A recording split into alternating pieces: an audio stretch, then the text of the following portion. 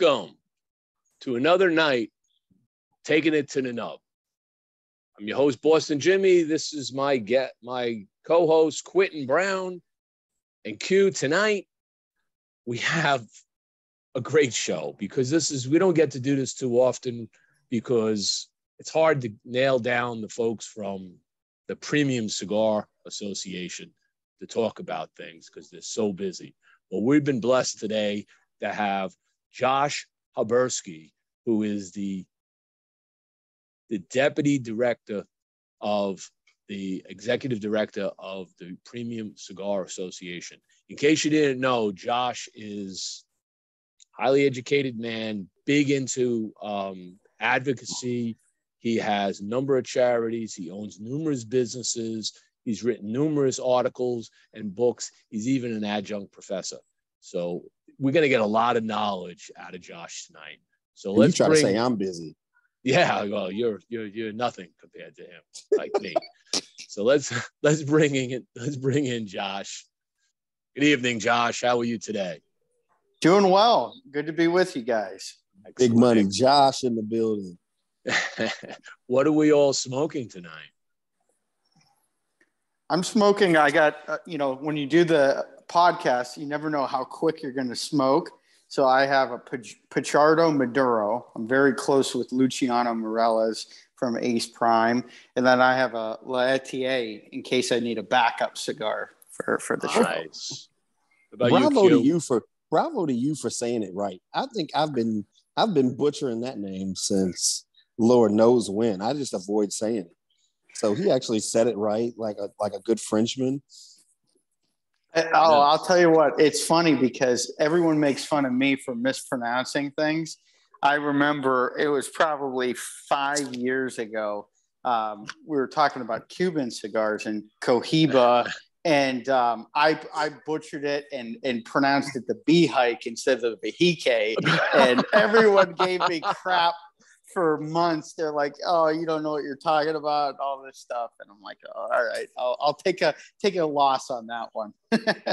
So what I actually have lined up to smoke, I actually started off with a Tabac Petite Corona Negro, Right. but I'm planning on transitioning into the Los Estados Toro right here. This is going to be my secondary smoke after I get done with my my Tabac to kind of open up my palate and kind of get it ready. So Very good. And tonight, because we're talking PCA, I figured I was just at a Crux event the other night, and I picked up a nice 5-pack of the Crux LE Limitada PCA edition exclusive, which, by the way, is a phenomenal cigar.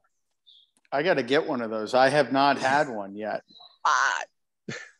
I thought they give you one of everything before you allow them to come in with it. No, it's funny. At my first trade show, because I was the new guy, I was doing a lot of videos, and I smoked probably 90 cigars my first trade show, and then ever since I have gotten less and less cigars. And this year, Glenn, my colleague Ryan Parada, and we bought most of our cigars at Casa Fuente, and or brought a few, knowing that we're going to be so busy. This year, I mean, we had 10, 12 state association meetings, we had breakout sessions, and we were just running around. Like, it was an exhausting week. So I am now kind of through the travel phase, other than going to Dortmund, Germany for Intertabac coming up in September. But outside of that, I'm visiting a lot of lounges, and I'm working my way through all the PCA exclusives. good for you. And I'm looking forward to getting my hands on them too. When I saw Casey at this event, I was like, man, I just got to buy a 5-pack of these, man. Because everything Crux for me has always been phenomenal. For a company that's been around for 8 years, they have done a steady growth, and always with quality products. Yeah, the last 3 years in particular, like, they have really been put on the map. I mean, the redesign of their packaging, and it's just extremely professional.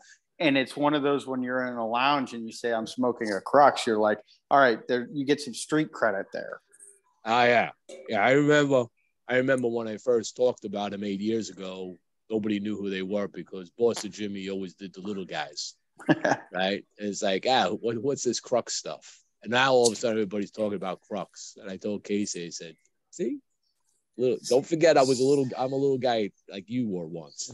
He told me he was just finishing a box order of like just the boxes, nothing in the boxes, just the boxes, like $1 million. Wow. Just like, okay, thank you. I know you are no longer small. You are now a medium-sized company in my book.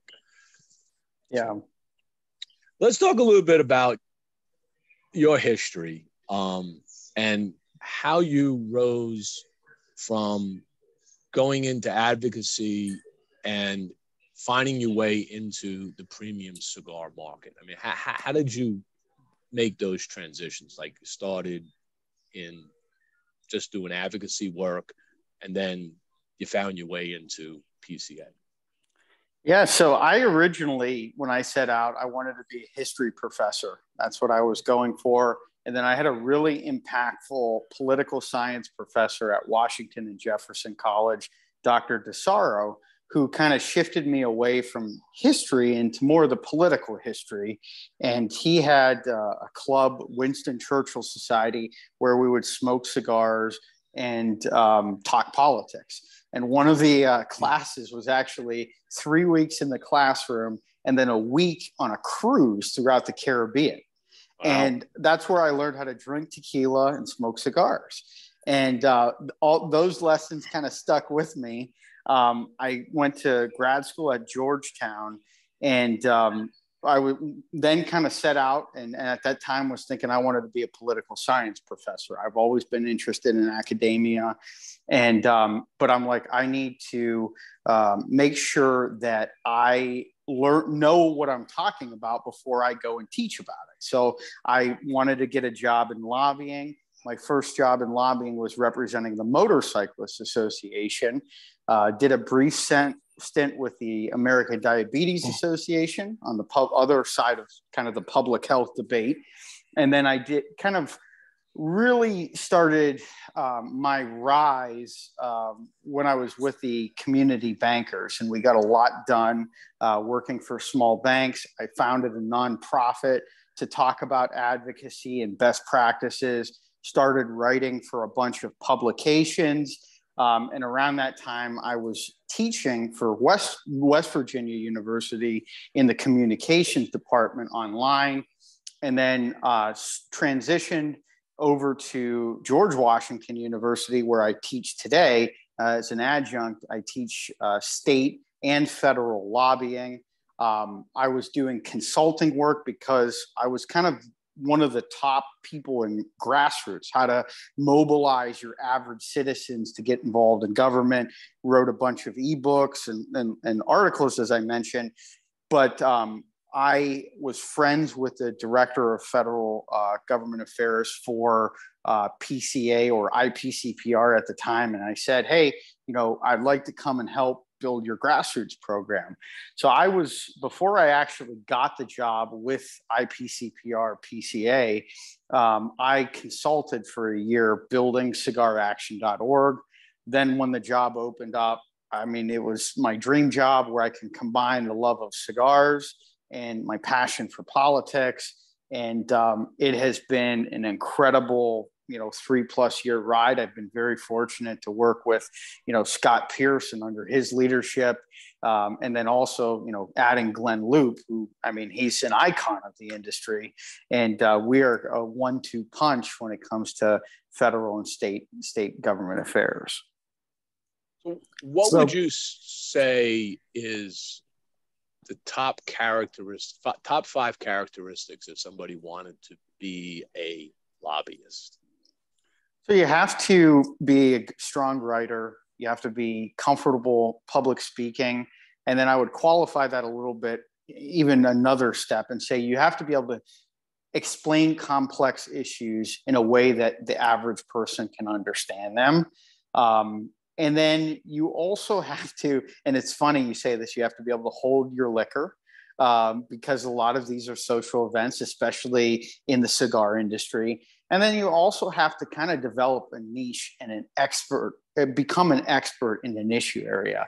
And, I enjoyed working for community bankers, the Diabetes Association, and motorcycles, but they were all stepping stones to get where I'm at now, where, I feel as though if I walk into any room, I can explain the crux of cigars to someone, the policy behind it, but also why it's such an important thing. And I wake up every day.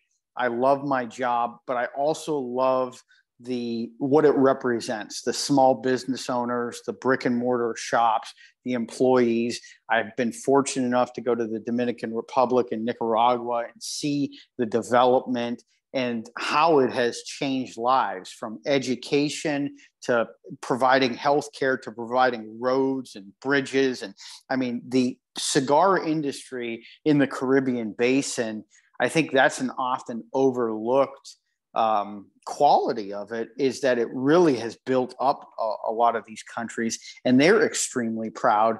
And once you do a visit like that, you kind of take that emotion and that feeling with you. And I carry that with me wherever I go, and meeting with members of Congress and regulators. And I kind of like the tense situations, the challenge of it. Everyone thinks that, cigars, there's a contingency when I first started out that these are big cigarettes. And, I wanted to change that narrative. And we've done hundreds of meetings educating folks and talking about the 300 hands that touch these, talking about, the different types of cigars and the qualities of a cigar lounge, where it's a great equalizer. You have people from all different walks of life. I think it is a melting pot. Cigar lounges where people come together. I know from my own experience of being a consumer first, and every podcast, every show, every presentation, I want folks to know that I'm a consumer first. I care about this. I want to defend this because I want to continue to enjoy it too. So with that being said, I actually have to backtrack a little bit. So I don't claim to be the smartest guy in the room, okay, right? What is the difference between a professor and an adjunct professor? Can I touch on that for a second? Can you? Yep. So an adjunct professor, I teach one class a semester. It's not your full-time thing. So for instance, with GW, I will teach one class each semester, 7 to 9, once a week. And I teach in the Graduate School of Political Management. And it's great because I co-teach with somebody who's on the opposite side of the political spectrum, has worked in public health, and actually previously worked for an organization that is not tobacco friendly at all. So we kind of balance each other out, and we teach people tools, tactics, and techniques. It's not, teaching politics. We take out the contention of it. Whatever you're advocating for, it doesn't matter if you're advocating for motorcycles, cigars, community banks.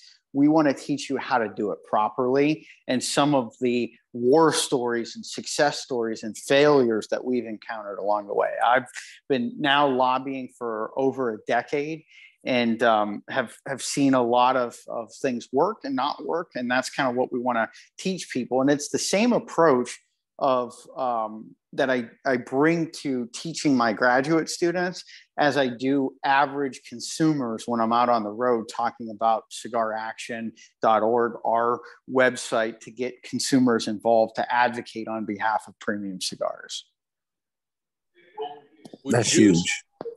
Would you say that PCA position that you're in or moved in through was the most challenging of your career in advocacy? Yeah, absolutely. When I took the job, it's changed a lot. I started out as the director of federal affairs and then was promoted to the head of government affairs. And now I'm the deputy executive director. So I pretty much am involved in everything other than the trade show itself with the organization, working with Scott Pierce, working with our board of directors. And I oversee all of the, major meetings on the government affairs side. And I have to coordinate between the other stakeholder groups, our partners at Cigar Rights of America, Cigar Association of America, NATO, other groups. We do a lot of other fundraising things with groups like Marathon Petroleum, with, I mentioned Amazon, there's a web of stakeholder relations. So it's different. It's definitely challenging. I've been on the other end of the Food and Drug Administration, where it gets really frustrating listening to the anti-tobacco groups and having a sense of composure. I would add that into those qualities to be a lobbyist. You got to know when to speak and when not to speak, when to listen, and how to respond, knowing that you have a lot of emotion and passion, and you have to do it in a respectful way. And I vehemently disagree with a lot of the stuff coming out of the Food and Drug Administration, some of the stuff coming out of Congress and the administration, but you got to find common ground. And they might not agree with you on something, but you're going to be dealing with a lot of these folks and the staff. I mean, the staff are in their early 20s. And, now having a decade of lobbying experience. I remember when I was the new guy on the block, it's drinking from a fire hose. They have to cover 15 to 20 issue areas. I feel more comfortable in my role now because I have to be an expert in premium cigars, small businesses to an extent. And if I can get that right, it's a lot easier than some of my past roles where, when I was in grad school, I was working in public affairs where I had 50 different client accounts. So you might be doing healthcare in the morning, financial services in the afternoon, and defense in the evening. So it's new challenge. Tobacco is not an easy issue area. But we've been very successful doing incremental change and then also scaling, working within the confines. In that space of working at PCA, we had a ton of consolidation. We went from 6 government affairs staff to 3, where we're at today. Multiple consultants. We're down to 1 consultant. The budget itself shrank significantly. And I've seen it at the best of times, the worst of times. And now I think we're on the incline where we're rebounding effectively and working in concert with a lot of these other groups to kind of divide and conquer. Now, the PCA, like you said, has gone through a lot of changes, obviously, from RTDA to IPCPCR to PCA, called the alphabet soup of acronyms that they've had. Along that journey, there's been the mission, I think, has been pretty much the same. It's always about, or should always be about, the retailers first, okay? Making sure that the retailers have representation, and then the brand and manufacturers to make sure that we have the advocacy like you're doing for tobacco. But one of the points that we're dealing with in this decade, besides just the basic lawsuits that we've been having, is around flavored versus traditional. Where does the PCA sit today in fighting that battle? Yeah, absolutely. And I think you're spot on. We're retail focused. If it's a triangle, retailers are the North Star, but consumers and manufacturers are a part of it. Most of the issue areas that I cover are interconnected. So if it affects a retailer adversely, it's going to affect a manufacturer and a consumer adversely. So we'll weigh in. We've also, during my tenure, have started to build off of the successes that we've had in the United States and also share that with the world. We are the largest market for premium cigars, and we need to carry that weight. So, we filed, comments with the European Union, New Zealand last week, we're kind of using our best practices and case studies that we've learned and sharing it and working with like the European Manufacturers Association.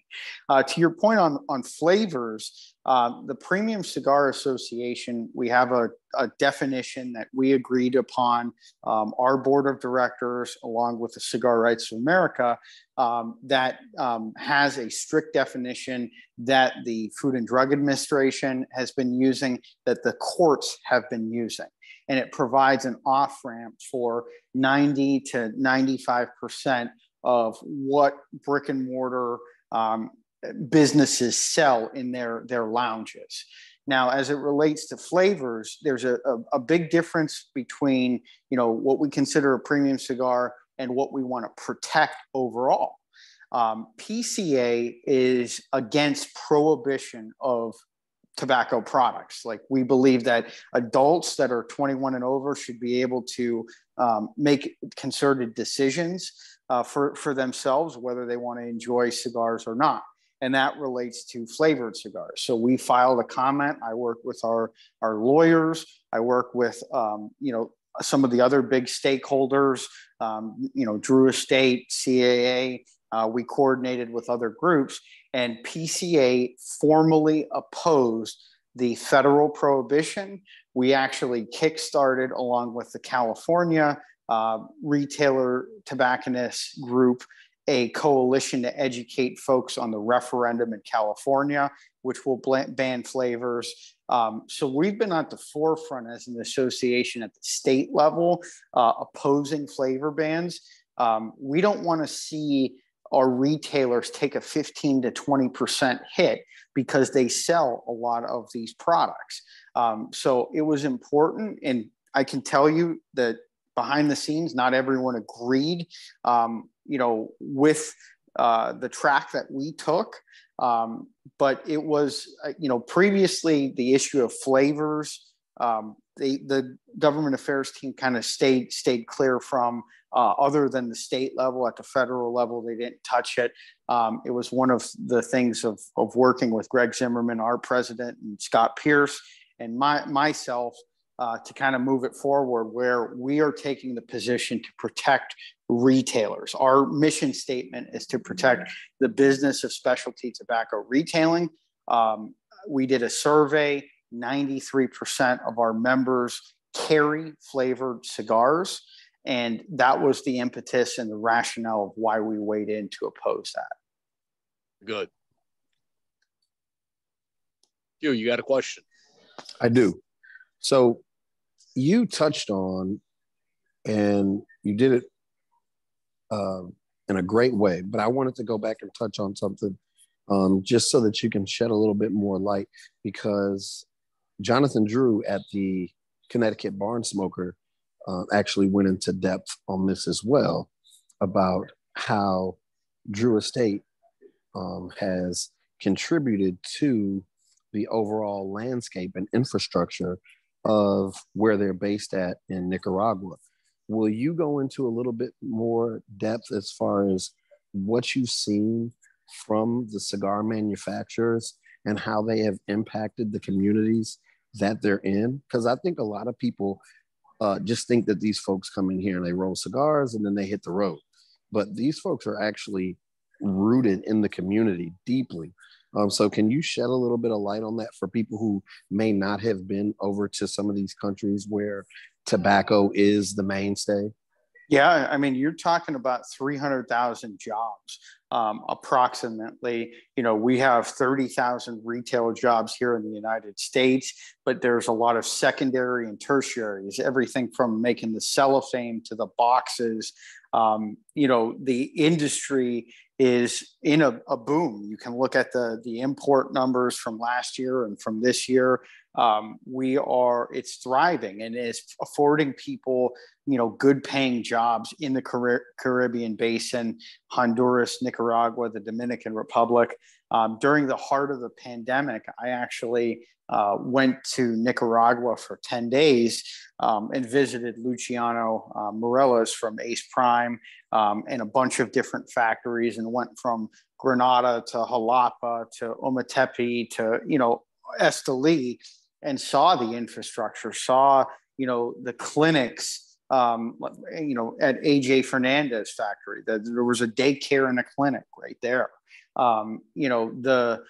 What they're doing has a positive impact. And in the United States, if our being the largest market, if we contract that market or restrict that market, or government regulation makes it unsustainable, people will lose jobs. It will spur immigration, illegal immigration, and people will have to go to more other activities, which could be crime, drugs, you name it.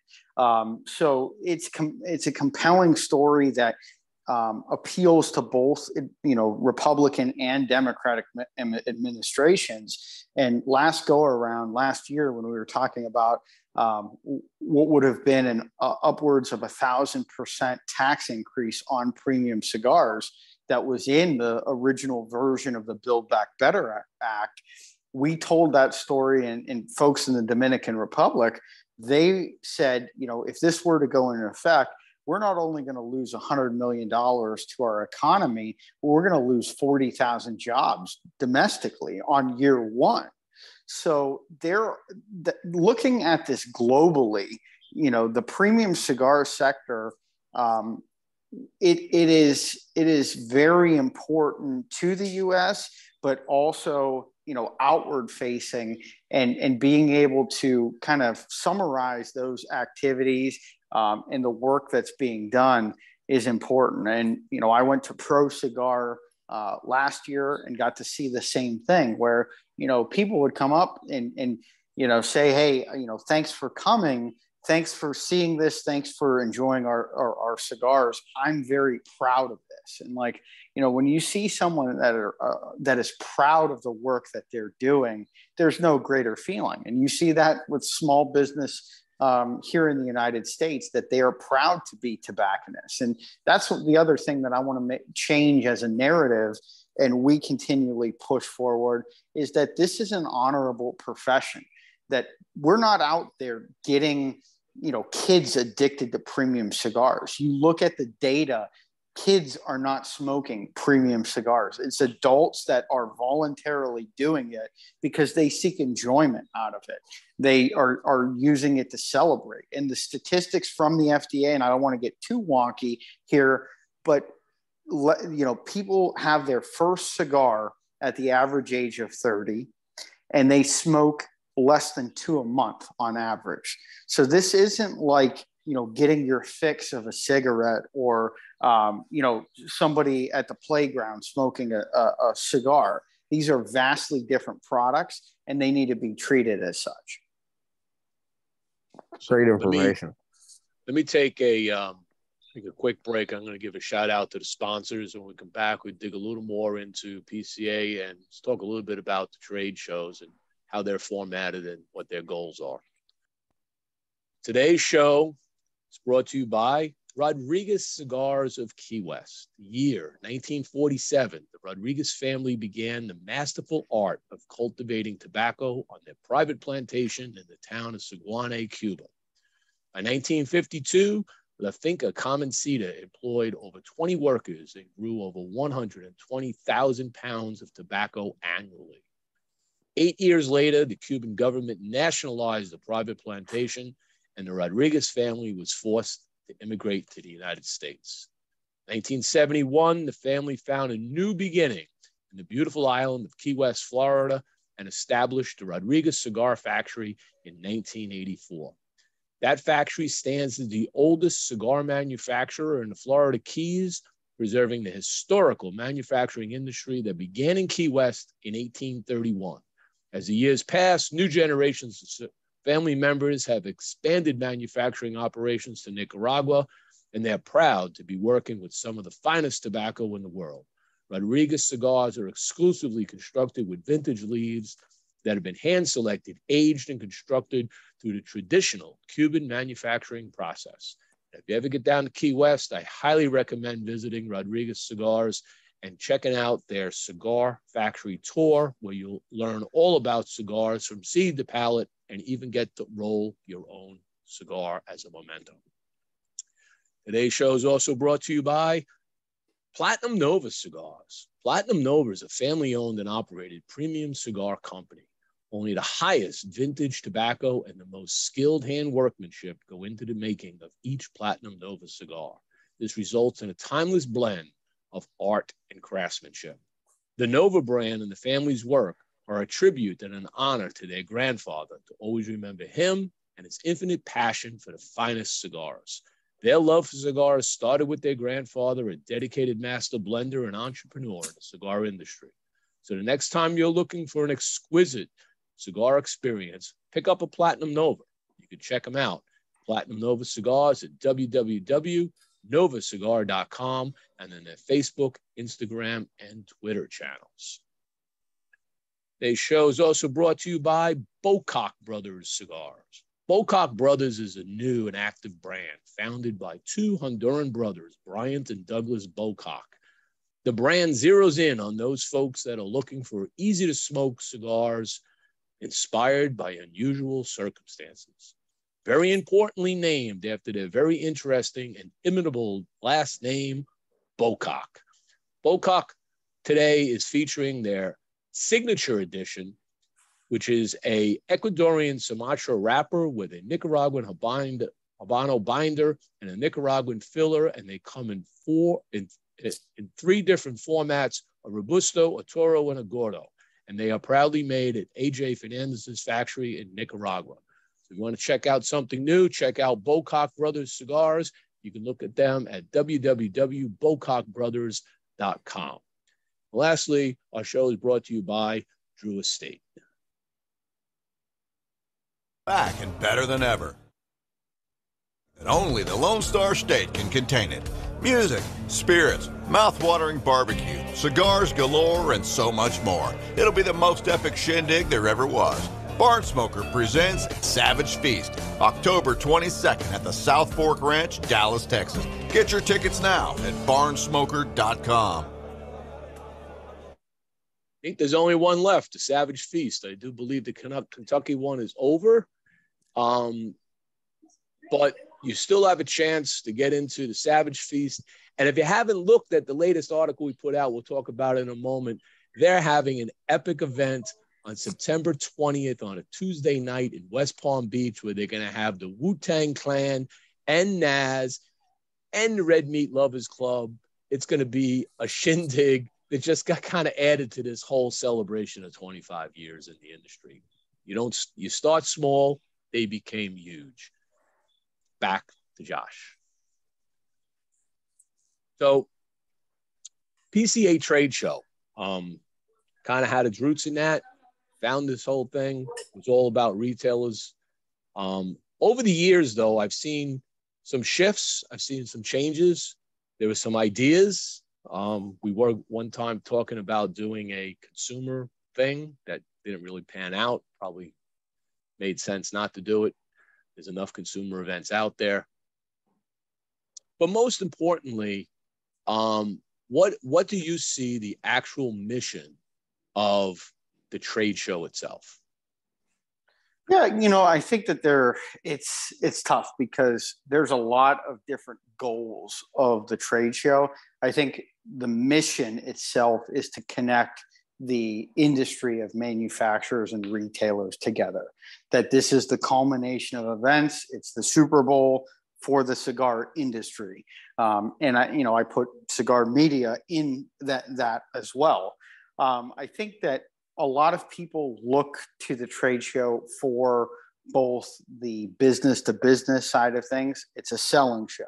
There are people displaying new products. There are people trying to get accounts that are trying to establish themselves. It is a launching pad for new brands. It is a way for, established brands to also open up new accounts and, release some really interesting products. I also think that it's networking and building best practices. In the past few years, and like I mentioned in the introduction, of anything with the organization, I deal with the trade show the least bit, other than setting up some informative sessions or interactive sessions. This year in the government affairs side, we did 12 state association meetings. We did 3 breakout sessions on government affairs topics. We do a government affairs update. I bring some elected officials around and showcase the booths to them, and some other dignitaries. So, Lisa and Scott, in setting up the trade show, they are looking at the mission of bringing everyone together, but they're also, trying to ensure that we address the different goals. And I think that there has been a concerted effort to get additional feedback from retailers and manufacturers about location, time of the year, venue, containing costs, all of the above. So, I think that the 2 main pieces of the trade show are business to business and networking. And I would say networking, I always love going there for the networking. I love to go see people I haven't seen in a while. It's always good to have, on the floor and after parties. It's a fun time across. And you saw some of that rebound as well. I mean, we had quite a bit of the different activities outside normal trade show hours. So now, along with that, as you look at the way the trade show has evolved, there has been a number of big brands that have not been attending the trade show. Is the PCA doing anything to bring them back?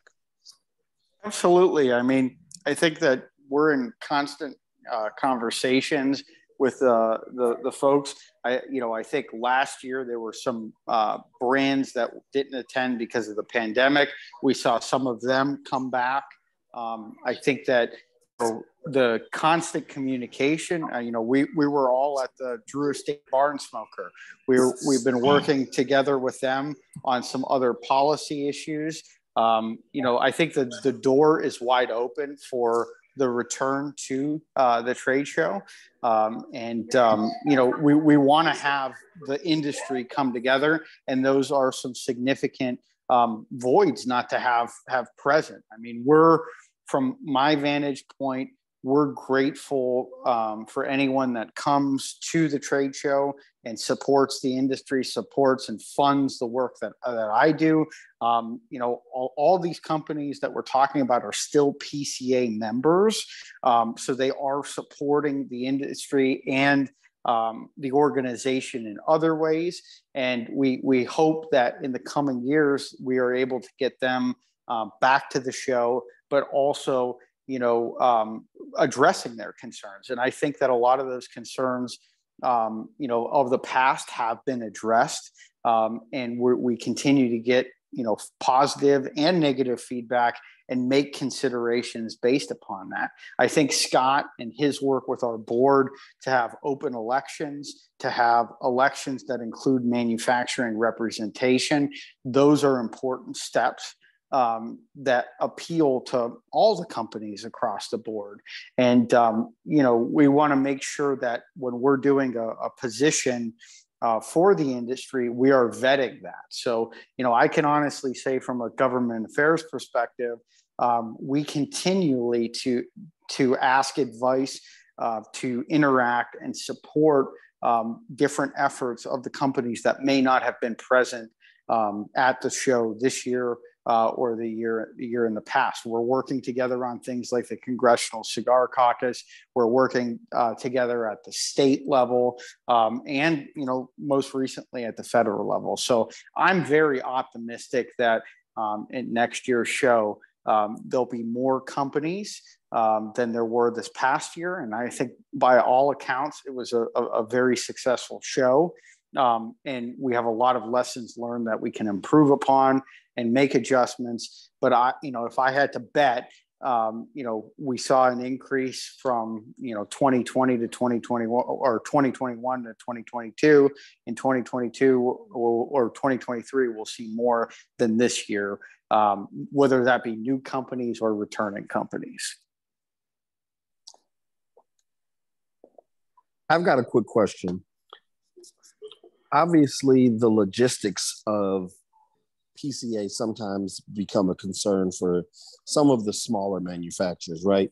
Larger manufacturers, it's a significant amount of change that they drop to be to have to ship half of their stuff halfway across the country. Have you guys thought of, especially with the way that some of the locations in South Florida, stuff like that, are a little bit more cigar friendly? Have you guys thought of or had that idea bounced off of you to have PCA in the cigar manufacturer's backyard instead of having them all the way across the country and deal with all those expenses? Yeah, I think everything's on the table. There were a couple locations that have been considered in Florida, Tampa, Miami. Vegas affords people a lot, the space. We are a big trade show. So, and having the ability to smoke in a location is difficult. I know that Tampa is a location that everyone keeps bringing up. And I think, and Lisa and Scott would know better, but they are not able to do a show until 2025 or 2026. So, there has been interactions with a lot of other areas. I also think that there have been conversations about doing some mini shows or mini buying events that are in locations. But as it relates to the big trade show, our contract with the Sands Expo, next year is our last year for that. So, everything's on the table, and that's why there's been so many retailer and manufacturing surveys to address the cost for smaller companies. And one of the things that I'm most excited about, our partnership with the Boutique Cigar Association. There will be a boutique pavilion at next year's show. And that's one of the reasons why Scott, myself, and Greg are going to Intertabak in Dortmund, Germany, because they have a similar setup where it's prefab, displays that are cost effective, that allow smaller companies the ability to, showcase their products at a fraction of the price. So I think that's a very exciting development. And, we could have 30 to 40 new brands at next year's show with these boutique companies. And Dr. Gabby Caffey and Armin, my colleague, Ryan, Parada went to their festival a couple weeks ago as well, up in Indiana. And, it's been great to go. And that's one of the priorities that I have had and that Scott has had, is that you have to go face to face. You got to meet people, have to have the conversations. I mentioned Scott's at Rocky Mountain Cigar Festival, and some of them are critical. Some of the conversations are not all, everything's great and sunshine and roses. We have to be able to have those difficult conversations and improve. And we're a very transparent organization. I mean, our personal phone numbers are on the website, our email addresses, and I love having conversation with our members and how we can help and use their resources, their membership dollars effectively to protect the industry. So, the Boutique Cigar Association, that innovation, that new development, very positive. And we'll see where, things head into 2024 and beyond. It's going to be a decision of our board of directors, and we'll have to, effectively execute those plans. But, we're excited for next year's show. And we're still kind of, post show this July, the excitement level, and still people are talking about it. I had a personal conversation with Carlito Fuente at our office last month, and talking about the show and his experience and ways that we can change. And by and large, there's always things with large scale events and even small scale events that can be improved. But I think that most folks that attended had a positive experience and have a sense of pride in the industry that they're a part of.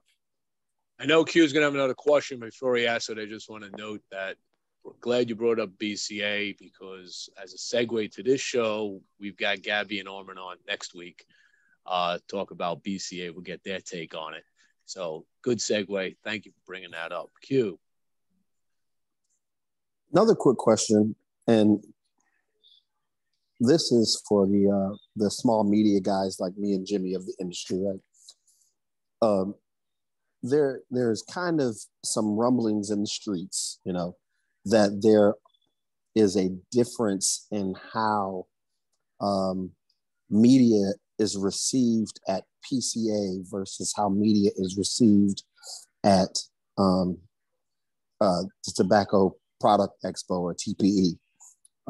Can you touch on, or can you maybe shed light as to what is being done to maybe bridge that gap, or maybe kind of create more of a warm, fuzzy feeling between the members of the PCA and media together? Because that's something that I kind of noticed as somebody that went as media for TPE and then media for PCA, is that there was definitely a kind of almost kind of like a huge difference in how I was received versus how some of the larger guys are received.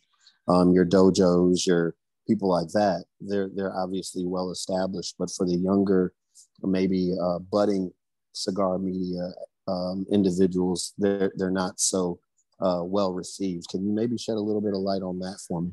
Yeah. I think, one of the pieces that I want to clarify, with TPE and PCA, TPE is, they're run by a private company. So they have a lot more resources than a nonprofit organization and an association like PCA. So we're not able to, in the costs of Vegas, we're not able to, pay for rooms or subsidize costs for a lot of things. One of the things that we've done recently with credentialing for media, we've expanded that a lot more. We have granted early access to media. Scott and our executive team host a press conference that's open to all media at our show. So there has been some changes there. I know that there was a call conducted 2 or 3 months prior to the show, open to media members, asking for feedback and improvements, and kind of a media code of conduct. And in that, we know that media for PCA are members of our association. That is another important thing. So, there are some differences there in the type of show and who's putting it on and the resources there. But I think in bridging the gap, we want fair, transparent coverage of the trade show. We don't censor anything. It's important that the media tell the story as they see it. And we afford folks those opportunities. And we know that some of the media even have booths at the trade show. Now that is a little bit different because they're exhibitors plus they are media and they are paying for that. So that is, something separate. But as it relates to, government affairs, I do want to say that, as it relates to characterizing flavors and the issue that we talked about, one of the assertions that I made in the comment that we filed was to protect media, because the broadest, most general interpretation of characterizing flavors could prohibit cigar aficionado, the dojos, the half wheels, from saying that this cigar that I'm smoking right now, which is not flavored, in describing it as having notes of cocoa or chocolate or peanut butter or what have you, that could be prohibited. So we believe that's a free speech issue. We actually activated an argument on behalf of cigar media. We are examining that. The relationship with cigar media hasn't, been perfect in the 4 years that, I've been around. But I think that there has been some structural improvements.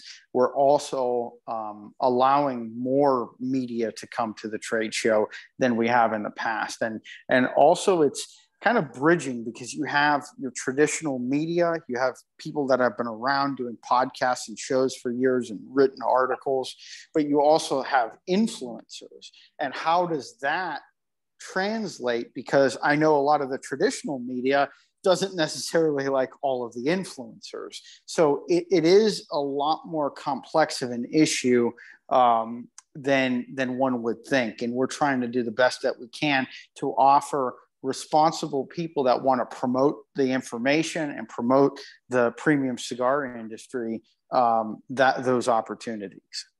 So on the media topic, something that's always been burning in my heart for the many years that I've been involved with PCA, IPC, PCR, and so forth, is when it comes to the board of directors. Now you have an open election thing. You've changed the format, which is great. I love that. Can a media member be on the board of directors? Can they put their name in and be voted in? Not according to the current bylaws. Okay. That is, it is meant. There's an allocation of retail members and there's an allocation for manufacturing members in current format, as I understand it. And that would require a change to the bylaws by the board of directors to allow that. Okay. So thank you for that. Good clarification. I'm going to take a moment here and quickly go through what's new in news and reviews on Stogie Press. And when we come back, we'll do a lightning round with you. We're going to learn more about Josh, the person, as opposed to Josh, the deputy executive. So this week on Stogie Press, I got through 3 reviews this week. The first one was on the Rockefeller Cigars limited edition Art of Magic Cardassian. Cardassian came in at a 90. This cigar is a box press Toro. It's a $15 cigar. It was released in 2021. Got a medium strength, and I was getting some really nice flavors of cinnamon, citrus, earth, natural tobacco sweetness, nuttiness, pepper, and spice. This has got an Ecuadorian Cameroon wrapper, a very fragile wrapper, and it's got a Nicaraguan binder and filler. Very nicely constructed. It comes in only one Vitola, a 6x52 Toro, and you can see the burn on this. Had a very decent ash cone. Little wavy on the burn, comes down. So we hit this off with, lost some points on the wavy burn, the ash fall. And it's not a very overly complex cigar, but it's a nice cigar to smoke. I actually enjoyed this one in the morning with a cup of coffee. The second review we did was on PDR's A-Flores 1975 Siri Privada Maduro SP44. This is kind of like it's described as a box press, but it's kind of more like a rounded box press. It's not a crisp box press. This one came in at an 89.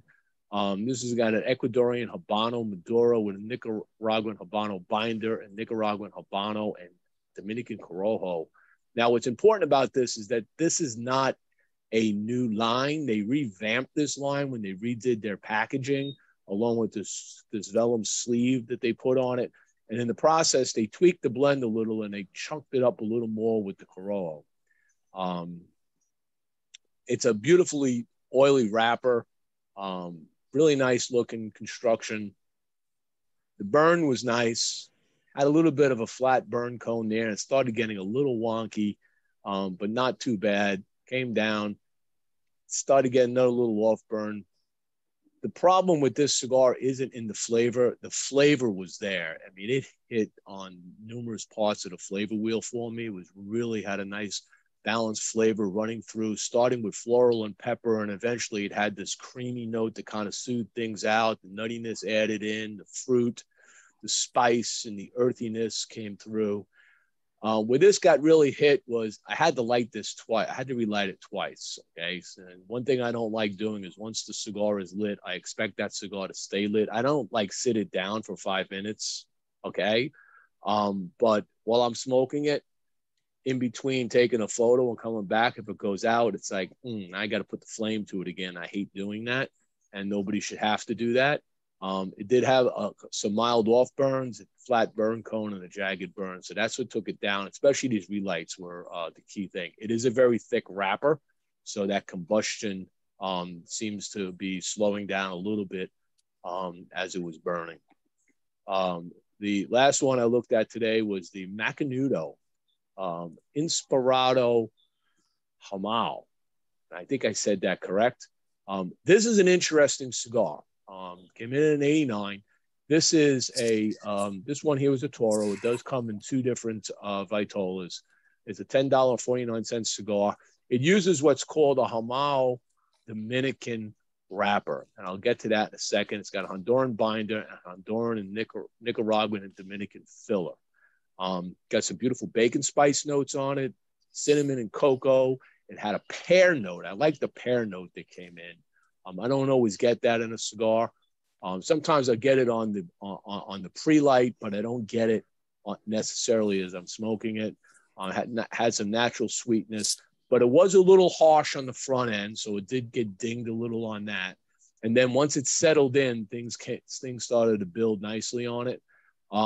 This particular wrapper is a mix, okay, between, they took a Habano seed from Jamastran, and they brought it to Mao in Dominican Republic. So that's where they came up with the name for that particular variety of leaves. So this is a new leaf that they have been cultivating and using on this.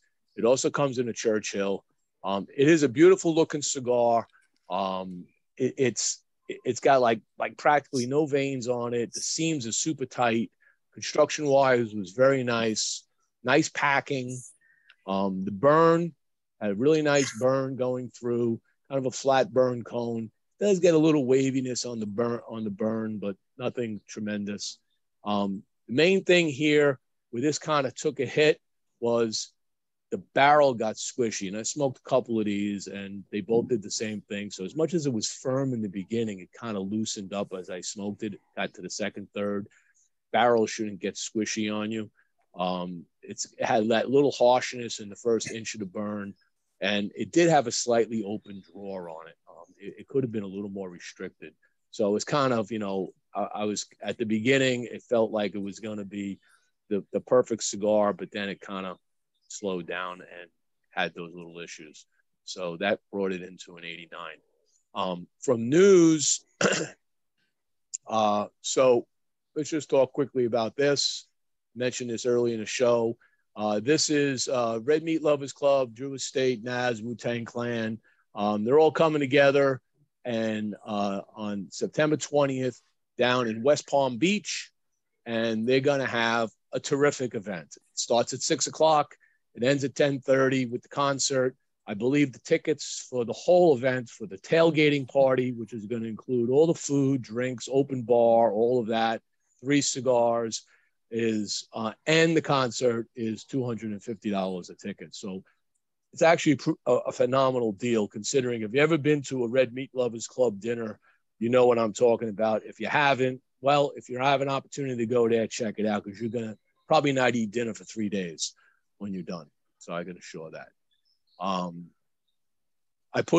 We already put out the last week's interview with Jay Ferg and Destination Herf, so you can go check that out if you missed that interview. Casa Carabala cigar brand is now parted from Terrazona. If you know about about 4 years ago, Terrazona and Carabella got together. They had both their brands pretty much under the Terrazona name. They have now parted from Terrazona and they're going at it on their own. So you'll start to see some new things coming out of Carabella. JC Newman has started shipping its new Diamond Crown Black Diamond cigars. So look for those on the shelf. And Drew Estate has now officially started shipping the Nica Rustica Adobe. So if you've been looking for the Adobe, And you've seen everybody, like the guys in the media and people that were part of the Freestyle Live that had smoked those, and everybody's been talking about it. If you're looking for a great economical cigar, check your retailer shelves at Carrie Drew Estate. They should start receiving those now. I am at a lounge right now, Jimmie, in Norfolk, Virginia. They have the Adobe Nica Rustica on the shelf. So I just wanted to throw that out there. I think it's like $6.49. Yes. It's another one of those mind-bending things in my head that you can create a $6.49 cigar that is absolutely astonishing, and you don't have to charge somebody $15, $20 for it. So they do a great job with that. And then lastly, I put out the recap on the Connecticut Barn Smoker. So if you're at the Connecticut Barn Smoker and you want to see a picture, it's probably in the article. If you haven't been to the Connecticut Barn Smoker, you could check it all out. Q and I had a great time there doing that. So that's the news and reviews this week on Stogie Press. And we'll come back to Josh. Okay, let's do some lightning round. Let's do it.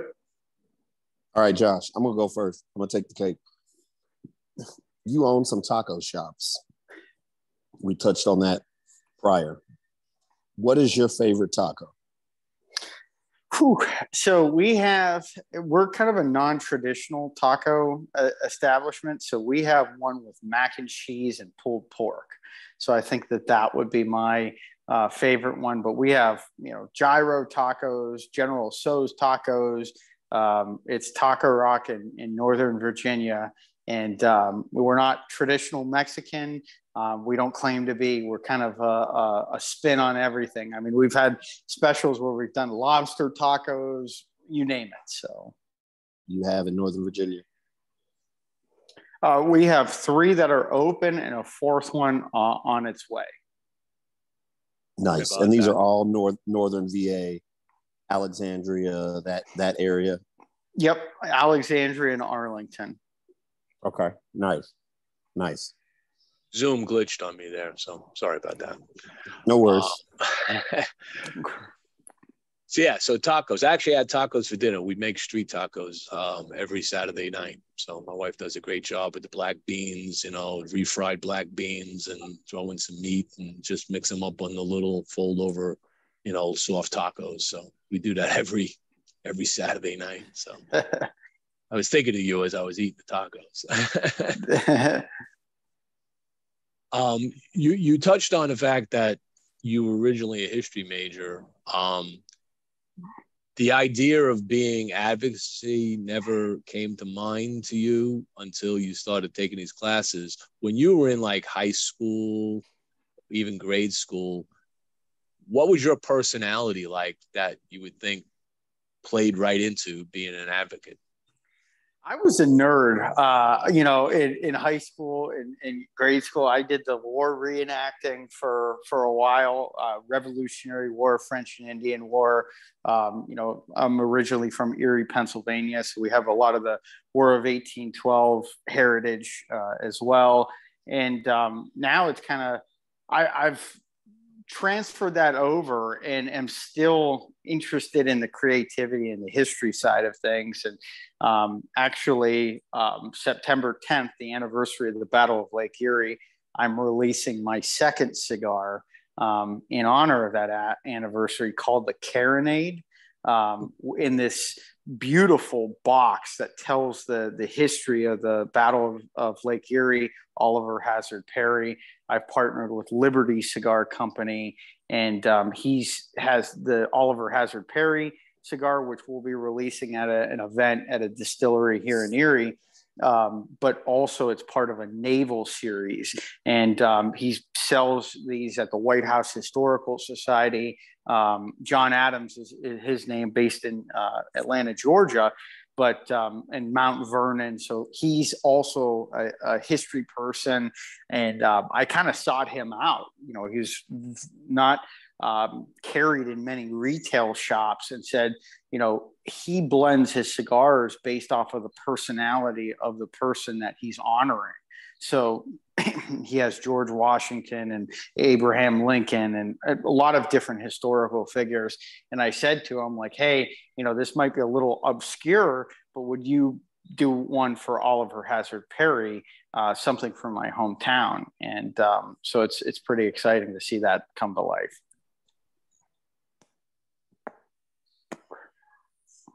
Are you Go ahead, Jimmie. I'm sorry. I was going to say, are you married and have kids? You single? No, I'm not married and have kids. So I have, I get to travel around quite a bit and smoke cigars. And I tell folks I'm married to my job. That's the way to go right there. Okay, folks, you got a young, successful single man here. So we'll be the first ones to let everybody know that. Do we partake in any sports? Are you into any sports? Are you watching any sports? Absolutely. So I have always been a hockey fan. Actually, my previous job, we had season tickets for the Washington Capitals. And I really have gravitated to, DC, having lived there now for a decade. But my new sports over the pandemic, and I'm a big UFC fan. I've been to the Khabib-McGregor fight, the Poirier-McGregor fight. That was actually during the trade show 2 years ago, and went to that. And then also Formula One, and I'm wearing my Miami Formula One shirt. I went to the Miami Grand Prix this year, and I'll tell you what, most incredible experience. I went the full 3 days with my best friend. I was the best man in his wedding, and we're like, all right, we're going to do this trip. And lo and behold, I'm at the race, and I'm walking around on the Friday where they're doing the preliminary races, and George Padron had a cigar lounge right on the track. So I watched the prelims and the qualifiers with George Padron right on the track. So it combined like cigar experience, and I smoked the PCA exclusive. I think it was the 2021 exclusive Padron for the first time at that race. And it was just, I will never forget that. I probably have told 400 people this story. And I said, George, you're marketing at this event. I just tell everyone about how George Padron was at the Formula One race, and I watched it with him. Nice. That's amazing. That's an awesome story. Now, I'll segue that into a question, and maybe the answer has already been disclosed, but what is your most memorable cigar you've ever smoked? Whew. I'm not saying the best. It could be the worst cigar for all that matters because it's stuck in your head, but most memorable cigar. When I was in Nicaragua on that trip over the pandemic, I was there to see. I had never been to a factory, in abroad. I was at the J.C. Newman factory before, but went to Nicaragua. Luciano was my host, and we had been talking, going back and forth about creating a cigar together. And I said to him, here are my top 3 cigars that I smoke: Liga 9, Alma Fuerte, Plasencia Alma Fuerte, and then your Padron Maduro 64. And I said, but all of those are very strong cigars. I want something that is presentation worthy, that if I give someone the cigar, it will be a memorable experience and it won't make them sick. They might only smoke this one cigar their entire year, because the thought process, this was going to be my new business card. In Washington, I wanted to talk about cigars, talk to staffers, and basically the gift rules are it has to be the equivalence of $5. So at the wholesale price, I can give someone a single cigar within the gift rules. So we created El Politico, which is my business card. I ordered 2,000 of them. I had samples in Nicaragua, and he invited folks from Aganorsa, AJ Fernandez, Padron. I mean, a lot of the main companies. And we had these samples, which I think they were a Lonsdale size originally. And I ended up changing it to a Toro, a 6x52. And that was my one tweak to the project. Nothing with the blend. He hit the blend perfectly. But seeing the feedback from all of these folks that I look up to, and it wasn't the principals, it was actually the blenders or the factory managers. That was probably my most memorable cigar experience. And then smoking the banded one at the trade show in 2021. And the project has evolved. Now we're donating 50 cents per cigar sold to our legal defense fund. And El Politico is coming on the market full-fledged. We did a soft launch with Luxury Cigar Club. It got positive feedback, done one with Ash Quarterly, and I got pictures, I think they're in Miami right now, of the boxes. And it's my first cigar that I created. Now I've done 3, and they'll be launched one September 10th and then another one in January. And that one is with Alec and Bradley Rubin. Alan Rubin, in addition to Luciano, I would say are the 2 people in the industry that have really taken me under their wing and have taught me so much. And Alec and Bradley and I are similar age. We love good spirits, good cigars, Formula One, things like that. And I cannot wait to launch that cigar in January. We're also launching a whiskey that pairs with it. And I have a relationship with a distillery in Utah, and I brought that relationship to the table. So that's a distillery in Utah? In Mormon country? In Mormon country. And they're a PCA member. We signed them up for membership, and you can actually smoke cigars and do a distillery tour in just outside of Salt Lake. Nice. Last question before we end the show, and a question that comes after that. First of all, are you available to hang out for an after her for a little while if I bring some people, if anybody wants to join? Absolutely. Okay, so I'll just put that out there in a second so everybody know they can join the Zoom in just a moment. Last question: you do a lot of traveling. You probably have spots you may never been to yet you'd like to go to. If you were to pick a vacation spot anywhere in the world, price doesn't matter, what would it be? I want to go to the Monaco Grand Prix. There you go. Monte Carlo Casino, wear the full tuxedo like James Bond, and drink champagne on one of those yachts. Okay, so I'm going to put the just drop the link into the chat. Anybody wants to join an after her. I want to thank you, Josh, for taking your time out tonight. I know you're at your parents' house, and you got time to spend with parents. It's always good. I'm going to give you the last word. Yeah, just a follow-up on that question. And it's funny because both Glenn Loop and I are the worst for lightning round questions because we love to talk. But I would say the trip that I have planned, my mom turned 60 in October, and we're going to the Netherlands. She's never been to Europe. I never wanted to go to I eventually will go to Paris and Rome. I've never been, but I like obscure cities. So I've been to Prague, Zurich, Switzerland, going to Dusseldorf and Dortmund. But we're going to Amsterdam and Rotterdam. Nice. And going to do some history tours there and some art tours, which will be fun. So awesome. Excellent. Well, thank you again. I want to thank the sponsors for sponsoring the show. Without them, it's a little bit harder to do. And of course, all the viewers now and those that are going to tune in later to watch the show. Thank you very much. That's it for the show tonight. I'm going to stop the live feed now. If anybody wants to join, the link is in the Facebook feed right there. So come on over and join. So we'll see you in a moment.